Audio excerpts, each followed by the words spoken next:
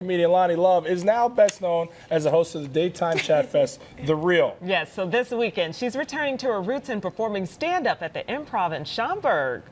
And we are so happy Loni is joining us. You don't even know, I'm like a huge stalker of yours. Really? Yeah. I'm impressed. I was telling you in the break, so we've met before, no chance in heck that you would remember.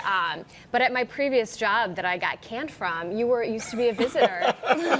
Wonder where that was. I don't know. Let's talk about it. It's good to see you guys. I'm so excited, yeah. Thank So you guys had some huge scoop this week on the show. Mel B comes in, you guys are just chatting up, you're talking about the royal wedding, and then all of a sudden it comes out that she's going to be invited to it. That's pretty cool, huh? I mean, that's the beauty of live entertainment. I mean, that was just her.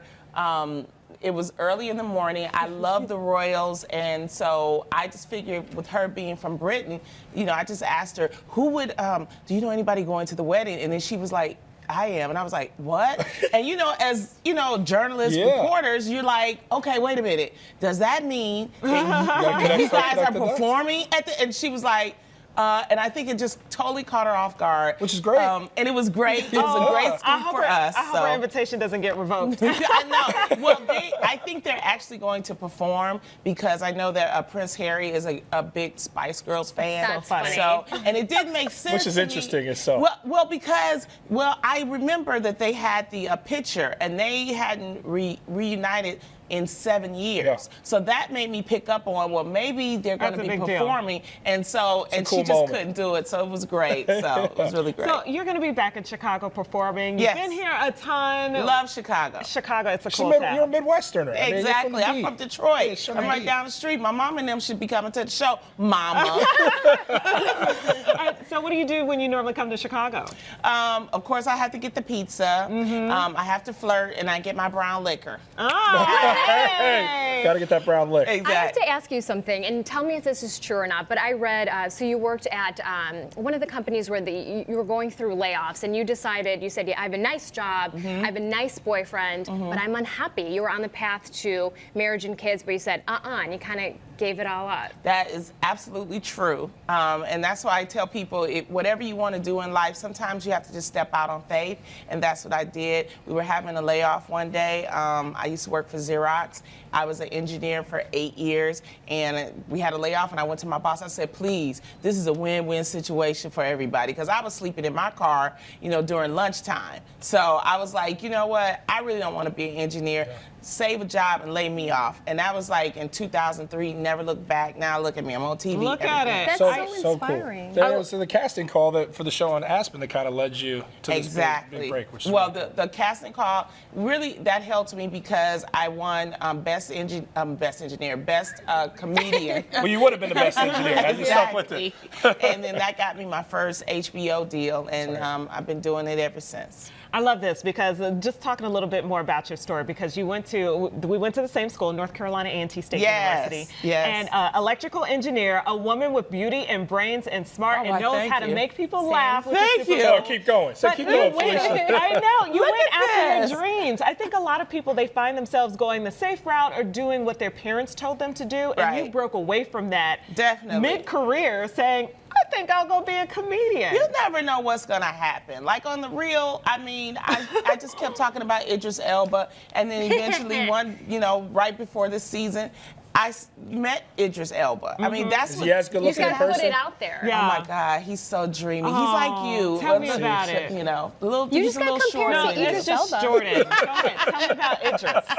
He's so sweet. The show surprised me. They kind of tricked me. They said, oh, you got to fly to New York to interview the director of his movie at the time. And so I was like, okay. And they said, if you do a good job, then Idris will come on the show.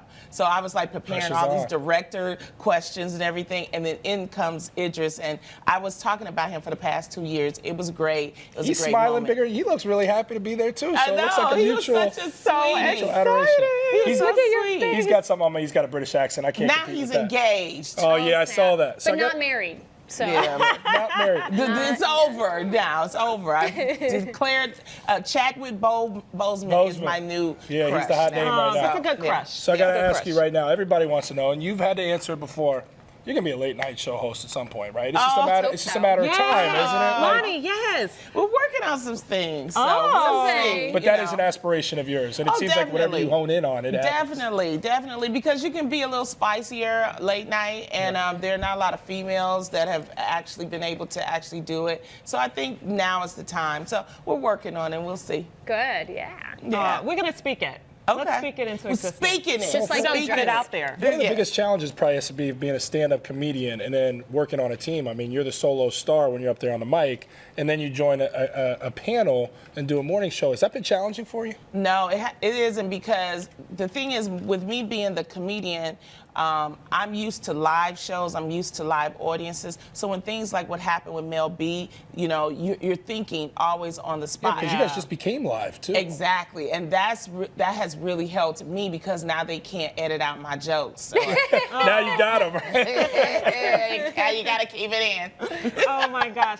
Okay, what advice? Because you guys have a really cool show. Yeah. What would you give us just to keep it fun and fresh and keep it, hip? Well, you guys are doing a great job already. So I just think just stay authentic and true to yourself. When you see something, just call it out, and that's the beauty of being live, is that if you see something like, if my hair is messed up or whatever, like, Loni, fix your wig, like that. There you go. Stuff and you guys talk about Jeannie going through her, it's just raw stuff. Yeah, cool it show. is. So we deal with it. Before we let you go, really quick, your favorite guest to ever be on the show? Oh, Michelle Obama. There you go, Michelle Obama. Nice. Well, she's not leaving yet. We're keeping a talent like Loni Love when she comes in. We don't let you go right away. She'll be sticking around, so make sure you stay with the show. Catch Loni Love at the Improv in Schaumburg Friday and Saturdays. All right, everybody, log on to chicago.improv.com for all your ticket information.